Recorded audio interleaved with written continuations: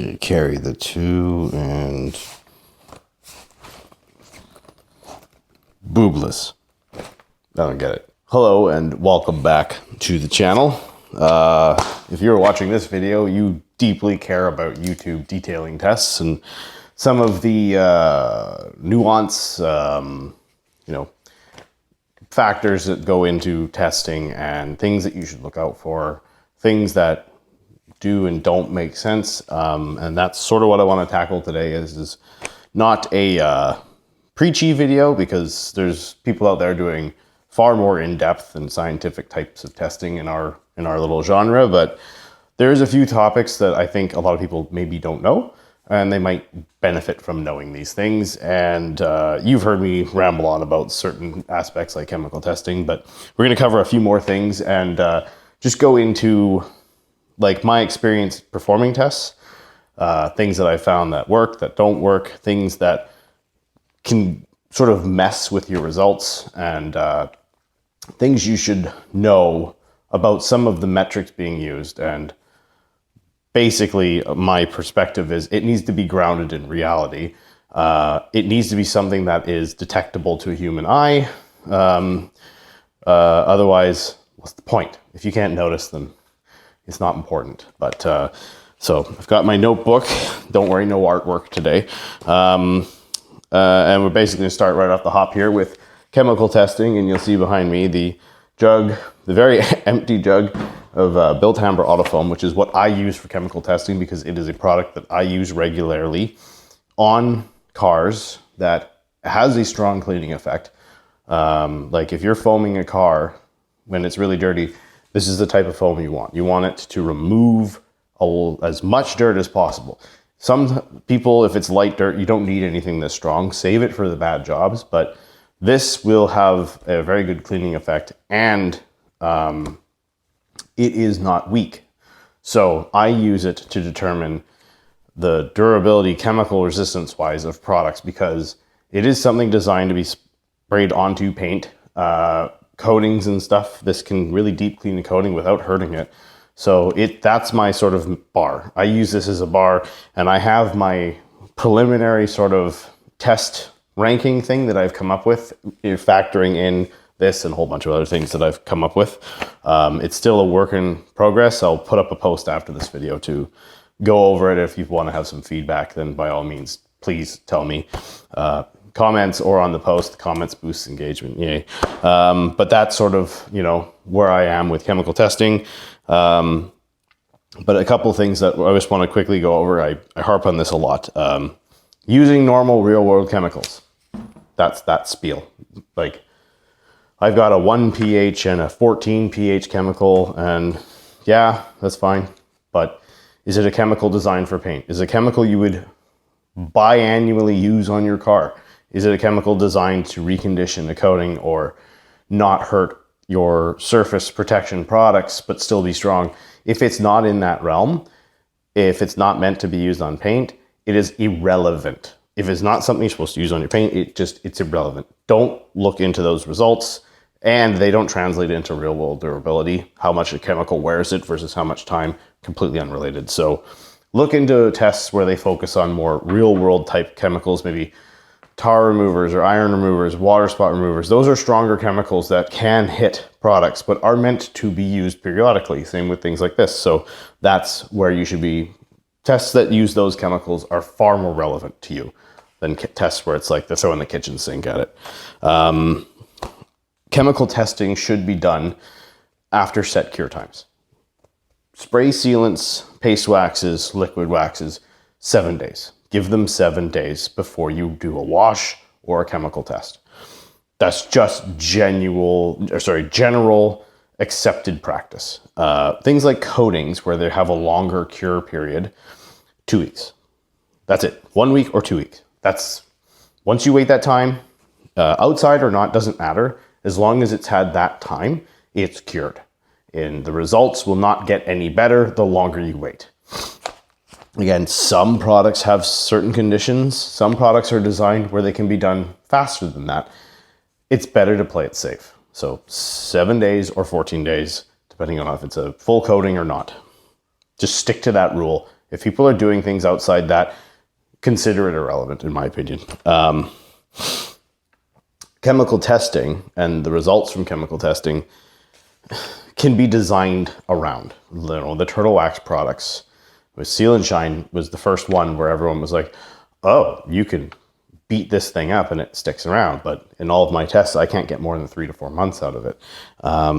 And as they release new products, yeah, look, they're even better at chemical testing. They're still not any better real world. So you can design a product in a lab, in the development, to resist a pH range, to resist specific chemicals. You can bring a chemical and use it in the development. That doesn't mean real world strength. It means that chemical. That's it. And 99% of the time, that chemical doesn't fall from the sky. So I would not weigh in too much on chemical testing in general. But if it's not grounded in reality with realistic products, just ignore it. If it's fun and you're watching it for fun, fly at it. Do you. But don't take that and translate it into this product is better because it did better in a test like that. That's not what that should mean. That's not what you should pay attention to. Moving on. Now, tape. A lot of people don't know this, and there's different kinds of tape out there too. Tape can really mess up your tests. Polishing over this tape, you can actually lift the lip and pull some of the glue adhesive out. And that adhesive will smear over your panel, and it can make the paint look like crap. Can't swear. It can really mess up your results. Also, putting down tape and then using panel wipe. So I had a test a little while back where I taped it off and I smeared like grease from my hand on the section. So I just said, you know what? I'll just spray it down again, wipe it down. It pulled the residue. It dissolved some of the residue and adhesive on the tape, and it ruined the panel. I had to take all the tape off. I had to completely wipe it down and start over. I couldn't use it. So where am I going with this?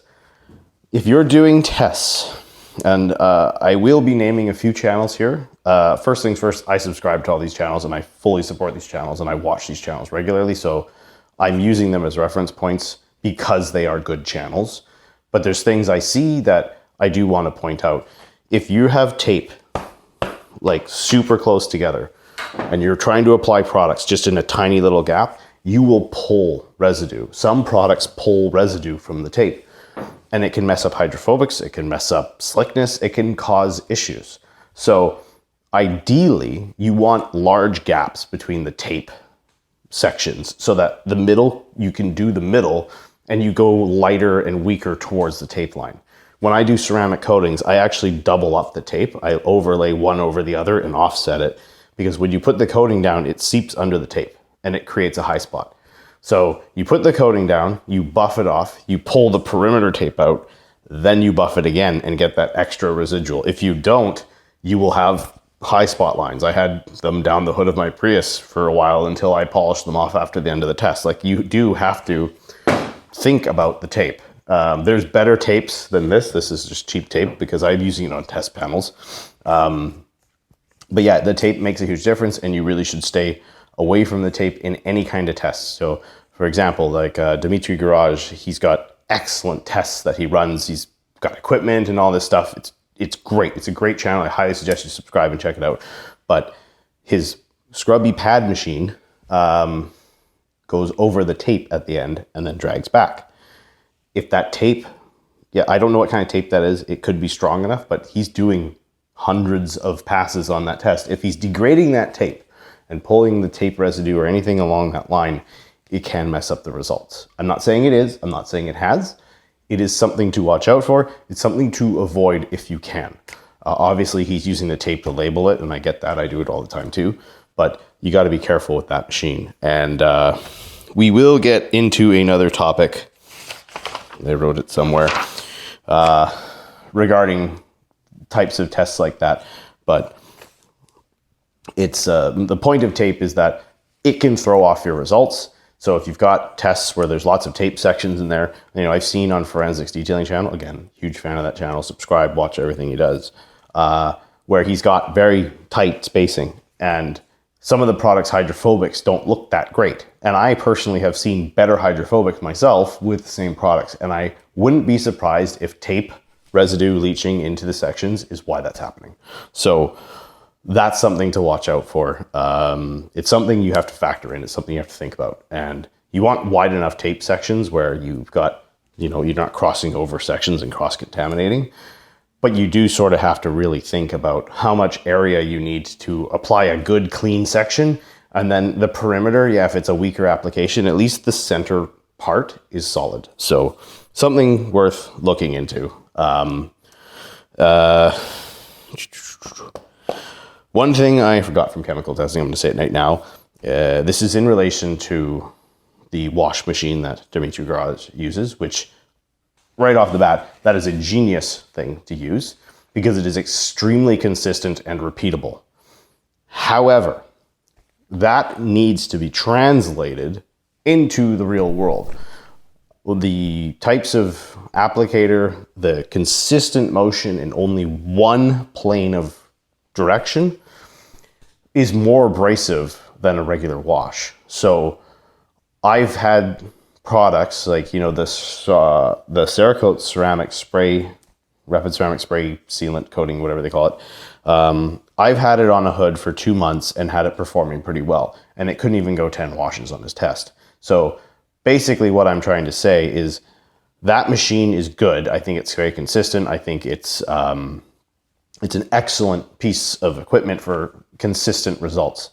But there needs to be a correlation to what 1 or 10 passes on that is in regular style washing with a mitt and whatever.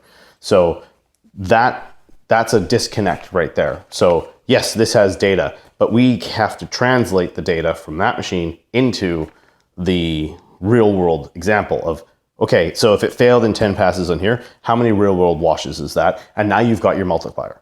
So say 10 washes on that machine is 40 washes by hand. Okay, so 10, 40, so that means 20 is 80. 30 is, as you multiply, 120.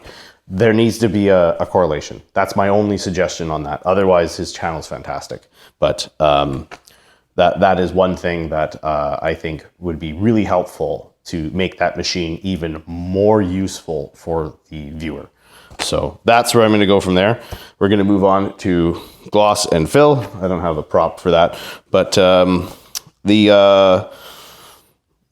this is specifically going to be talking about gloss meters because filling results is pretty straightforward. Get a good light, get the right angle at the camera. It takes a little figuring out, but you can see pretty clearly in the videos that I've done which ones filled better than the others. It's not perfect. I mean, I'm filming on a phone. I'm sure if I had a more expensive camera rig set up, then I could maybe get a little more granular results. But overall, you can tell with fill, it's pretty straightforward. Gloss, on the other hand, is one of these things where you can buy gloss meters and you can take readings between results. But a lot of people don't understand them. And I've done some reading on it in preparation for this because I don't want to talk out my ass. And by the way, through this entire video, I am not a subject matter expert on any one of these things. It's not my profession, but and I'm open to dialogue with all of the people I'm mentioning, with anyone in the comments. If you know more than I do, please speak up. I'm open to be corrected, but this is what I've understood from my experience. So gloss meters, they have varying degrees in which you read, and the degree you use is dependent on the actual gloss of the panel. So for example, that's usually 10 to 70 gloss units. You should use the 60-degree angle in the machine. Not all the machines have the same amount of angles, but 60 is usually standard, and I think 60, there's 60, 20, and 85. 85 is used for matte, but 60 and 20 are the ones that you should use when you're doing these types of tests, depending. So between 10 to 70 gloss units read on a 60-degree angle should be measured only with a 60-degree. If it goes above 70 gloss units when you measure on 60, you're supposed to drop it to 20 and then measure again because that's more granular. It gives you a more accurate result. You're also supposed to use it on a perfectly flat surface. So if you're moving it around an angled hood, I mean, yeah, you can probably get an okay result, but it will never be super consistent. It will never be perfectly consistent. It is supposed to be a flat panel. And the last thing I want to say about gloss meters and gloss units is human perception.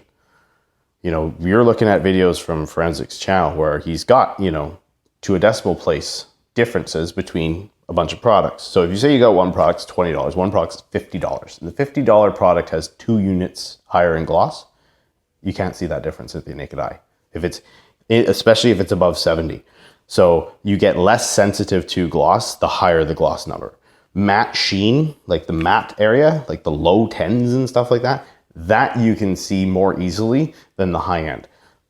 So if you're looking at 2 products and they have a 2 gloss unit difference, but one is twice the price, and that's the only variable between their performance, buy the cheap one. You won't notice a difference. That's the thing that you need to know about gloss units. What you can perceive is greater than what the variance typically is between a lot of products. Like, don't get me wrong. There's like, you know, your shiny waxes and your NV lusters out there, which really slam high numbers down. But again, you need to be measuring on a flat panel, and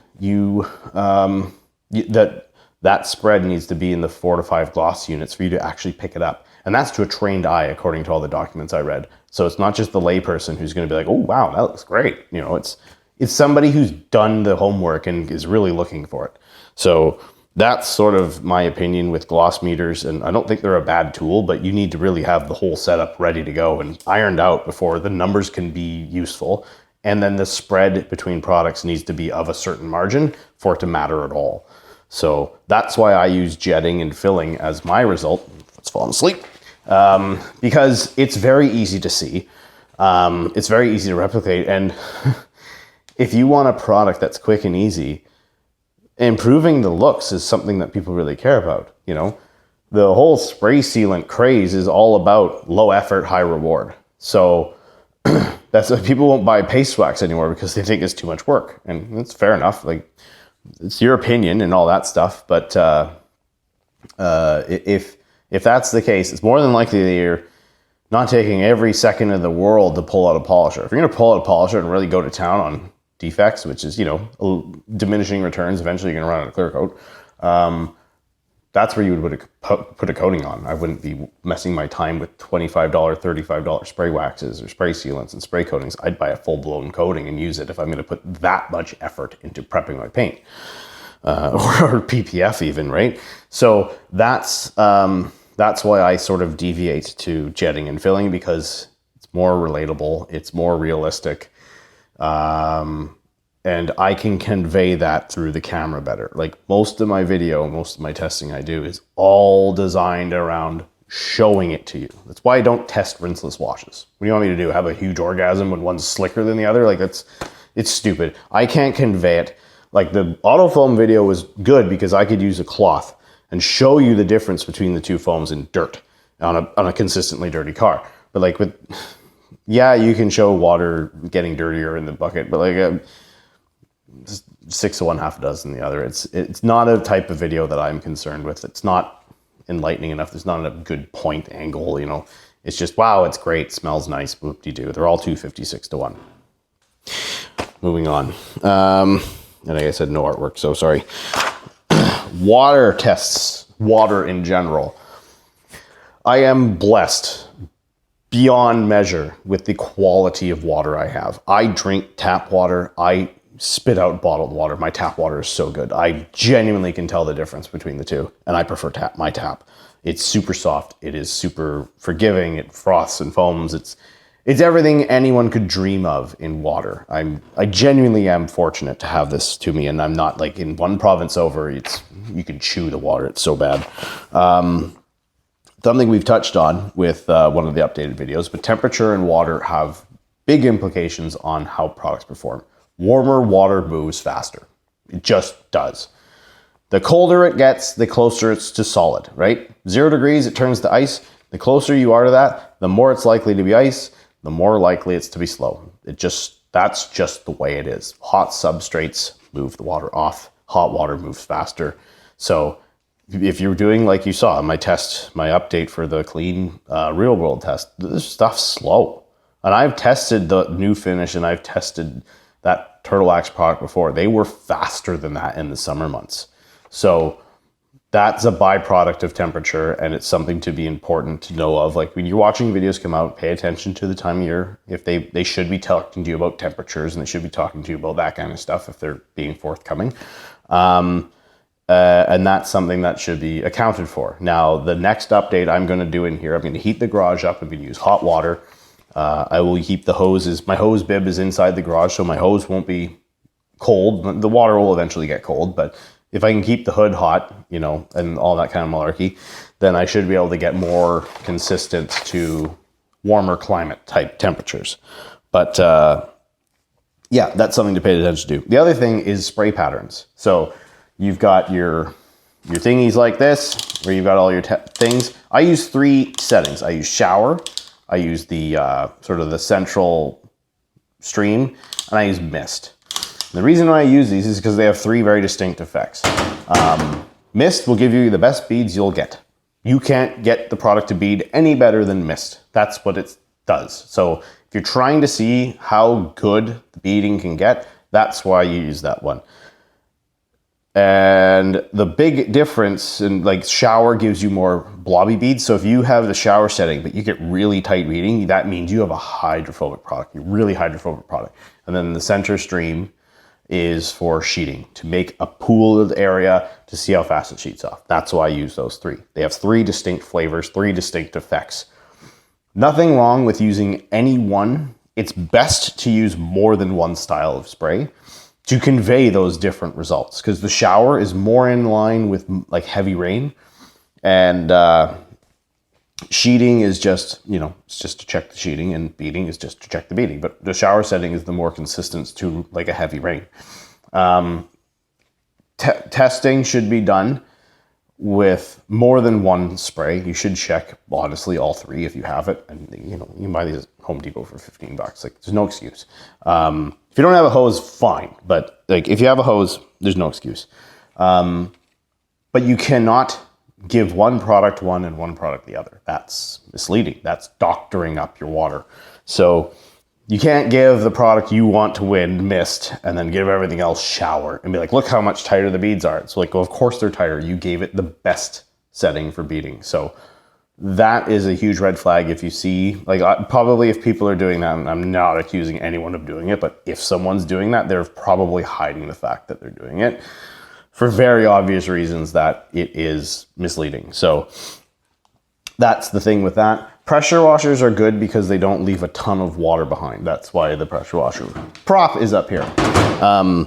So if you want to, you know, see what it's like after you wash your car, if you're a pressure washer type person, then that's the result you want to show.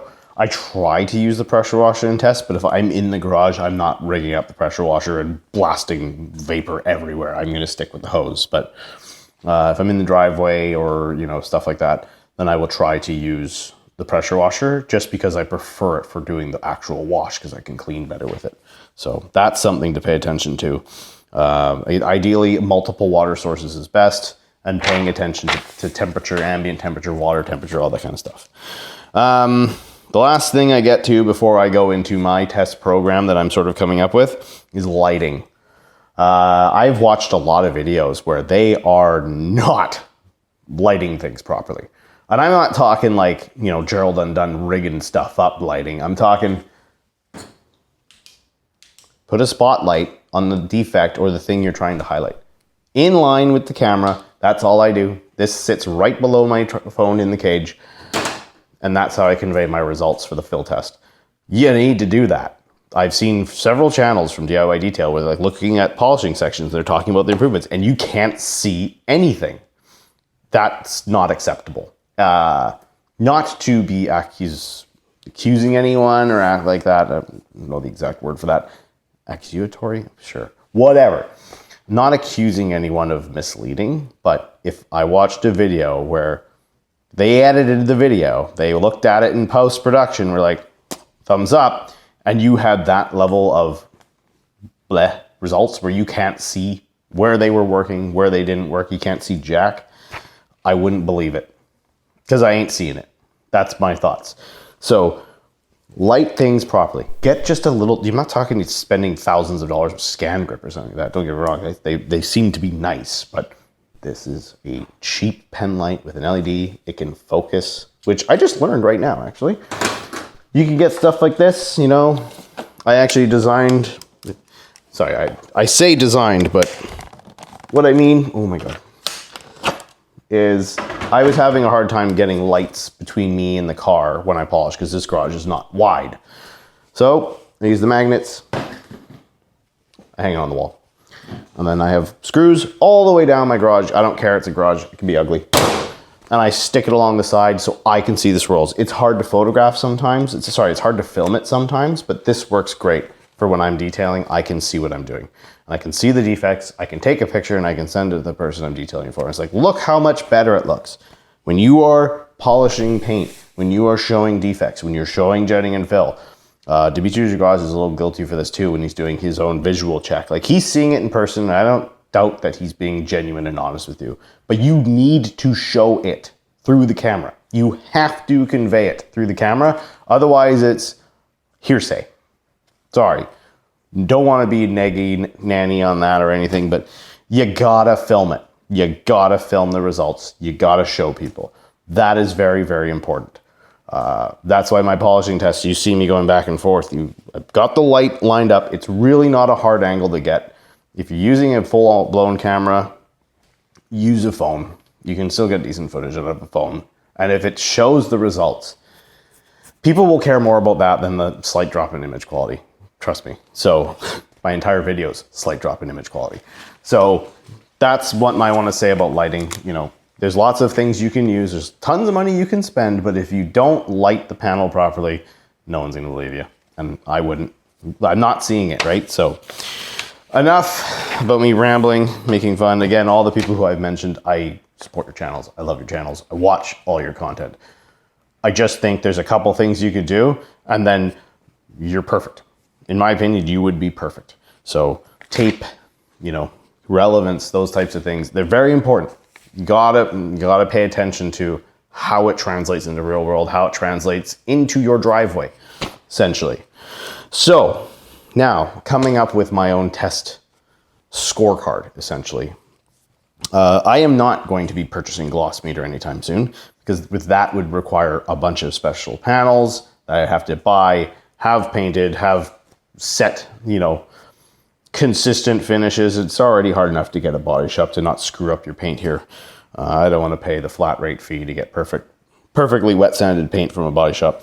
So I'm leaving some things like that out. And this current formula is just for spray sealants, because that's what I sort of do the most. That's sort of what people want to watch the most as well. So that's how this is going to work. So the first things first is cost. I'm going to do a cost per 500 mil. I think that's a decent margin, because for 470 or 460 or whatever it is, the 16 ounce bottle is the most common size. Liter is nice, but liters are pretty big. So most people can sell their product in 16 ounces. So I will calculate to it 500. I will factor in if there is a gallon. So if they offer a gallon, I will do the price per 500 mils based on the gallon, because it's an option and it will typically be the better value. So if they offer it, I'm going to calculate based on that. If you don't offer it, you're going to pay for it in points. So basically anything $35 and above per 500 mils, 0 points. That's way too expensive, in my opinion. This will be based on my pricing and my costs where I live. Use your own pricing, use the same formula, convert the currency, whatever you want to do. I'm using Canadian. But you should ballpark that yourself. You should really be paying attention to just how much you pay, and with a factor of use rate. So shampoos that have 1 to 200 dilution ratios, they're trash. You can buy great shampoos with much higher dilution ratios for nowhere near the multitude of cost over that ratio. So again, like, you know, this is spray sealant. So the consumption rate usually is pretty consistent.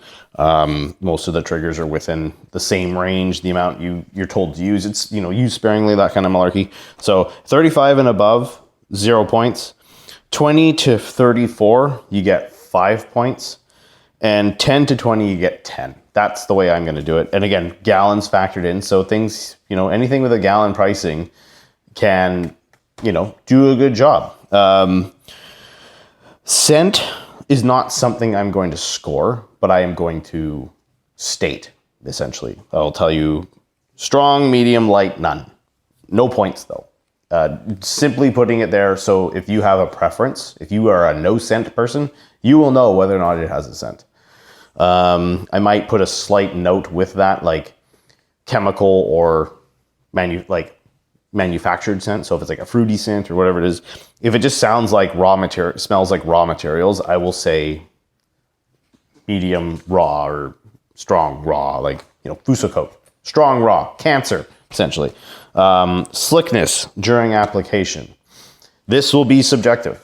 Again, there's going to be a lot of things in here that are just straight subjective, and you don't need to take my word for those ones. I would pay more attention to the things that I can convey more easily. But slickness during application will be a subjective test between 0 to 10 points. So how slick is it when you're working it in when it's wet? Like when you're buffing it in, when you're going through the application, how slick? Slickness after 1 hour. Sorry if I bump this, I know it's loud. 0 to 5 points. The slickness during application is more important because that's where you're putting the labor in. An hour later, and you come back and go, oh, well, this is much slicker now. You're done touching the car. So I put way more weight into the application slickness than the post-cure slickness. And slickness does come up after a little bit. Some are a day, some I'm going to check in an hour if it's at least improving, or if it's improved a lot. Again, maybe the next day it'll be another 2 or 3 notches above. That's why I'm only assigning 5 points. If it got slicker after time, it's going to get points. If it didn't, it's not. That's how that's going to work. Hydrophobics, and this will be done on a slanted/vertical panel. I haven't fully sussed out how I'm going to do. I'm probably going to lean on slanted because that's how I can set up all my test panels, and they're extremely consistent, and I have a lot of sections that way, so I can sort of rate this. But this will be hydrophobic, so this will be 0 through 10 points. It's going to factor in sheeting speed, beading roundness, and just overall energy, like how quickly this stuff moves. And you know them when you see them. You see the Sonex type products and things like that. The hydrophobic products are going to do well. If it's super hydrophobic, it's going to sheet fast. It's going to do everything good. It's going to have rounder beads. So it's pretty easy to say yay and nay. So that's how that's going to work. Chemical testing will be done with 2% built amber autofoam, and I will consistently maintain this as my singular chemical for chemical testing. It'll be 2% rec mixed rate sprayed out of the foaming trigger. That trigger's on its last legs, so it may change from foaming to something else, but no matter what, the product coming out is 2%. So the foam doesn't change anything, it just clings longer. But I work it in with a brush. That's how I do my tests. And these aren't dirty panels, so it's not like I'm working in grit. So that's how it's going to work. And so this will be split into 3 sections. So 0 to 2 rounds, you get 1 point. 2 to 5 rounds, if you survive 2 to 5 rounds, you get 5 points. If you go 5 to 10 rounds, you get 10 points. So most of the ceramic coatings should get 10 points. And that's relevant to chemical testing. That's, most of the sprays, and it's not going to be like straight, flat, dead standing water. I'm going to go like, a 50%-ish reduction in performance. And again, this will be conveyed. So if you have a disagreement, we can discuss. And I will be open to changing ratings if someone can point out, an error I've made. I will absolutely do that. I think it's important that this stays aligned where I'm not going to go fanboys, you get what you want, but it is important to open discourse. If you miss something, somebody else points it out, you should be willing to listen to that. So that's how that's going to work. 0 to 2, 2 to 5, 5 to 10, 1, 5, 10 points. Bottle and trigger. So this is going to just be a general thing. If the bottle's good and the trigger's tight and it doesn't leak, looking at you, Troll Cole, that's going to get you points. If the label's nice and easy to read and has the relevant instructions, that's going to get you a good bottle, a good trigger, and a good label is going to get you 5 points. We all have a supercomputer in our pocket. So I don't need a company to spoon feed me every last fractional step on a label. And I know that the forensics gets pretty picky on this because he's doing the opposite, where he's coming at it from, I know nothing. And that's a good perspective as well. If you're getting into car detailing, chances are you saw something somewhere through social media or something like that. And which means you're already on the phone, you're already on the computer. You can Google stuff, you can figure out things, you can read stuff. And if a manufacturer's website doesn't have the necessary information you're looking for, email them. They will respond to you. They will help you. They want to sell you shit. So there's ways around this that's not completely penalize people for every single missing thing on a label. If the general just information is there and it's clear on how to use the product in its base form of use, or maybe one or two uses for some of the products that have multi-use, that's fine. Filling and jetting. So this is again, it's going to be subjective. Like things like shiny wax and stuff, those are 10s in my opinion. That's a solid 10. So 0 to 10. This is a heavily weighted category. I think this is very important. I think the ease of improving appearance is actually quite a good characteristic in a product. You don't always have the time to do the full pull. And if these quick and easy spray products can add, if you can add 4 months of genuine protection and really boost the looks, that's a slam dunk in the $20 to $30 range. Like, that's a lot to ask from a singular product. So I'm putting filling and jetting as a very heavily weighted category, giving it up to 10 points. And most products that do anything are gonna get in the 5, right? But you gotta be like, whoa, compared to control, that is drastically better. That's a 10. So that's how that's gonna work. Oh, sorry, label instructions isn't a separate thing and it's 2 points. So bottle and trigger is 5 points because that's what you're gonna use. That's what's gonna break. Label instructions are 2. Maybe I should read ahead on this. I've been talking for a while. So that's sort of where we're at with testing. Again, to the channels who I've mentioned, I am a huge fan. Please, if you want to discuss these things, or if you disagree, please comment below and boost my engagement. And I'm happy to discuss, happy to have discourse. I also have a channel email, which I'll link in the description. That's the only thing I ever link. If you want to talk privately, then we can do that too. All for it. But yeah, there's testing is one of those things where there's a lot of minutia in the background. Like the tape thing alone, you'd be surprised how many test sections I've had to redo because the tape screwed it up. And I think it's very important for viewers who ultimately are a consumer to know what you should be looking for, what you shouldn't be looking for. And by looking for, I mean weighing heavily. Weigh the things that really matter. Weigh the things that can be translated to you. Cost is another huge thing that you really should factor in, and consumption rates, especially for like wash type chemicals and stuff, makes a huge difference in operational costs for people who are maybe looking to do this as a side gig. Sorry, or stuff like that. Like those are very important. Those are could make or break things essentially. So. But yeah, for YouTube testing in general, like these are the things that are important. Everything else, not so much. Slickness and stuff. Yeah, you can measure it, and there's human error in everything. You can feel slickness. Numbers are great if you want to try and quantify, but now you've got a motion that you're trying to stereotype. Anyway, I'm going on too much here, so that's where I'm going to leave this. This is my thoughts. I will put up these parameters in a community post. Please go check it out. Give me your thoughts and feedback. If there's things you don't think I should do, if there's things that I may have missed, please tell me. I will work on it and get a V2. I'm not going live with this yet. It's going to be probably a month or two before I subject any products to it. It does mean, though, that I will be retesting a lot of stuff.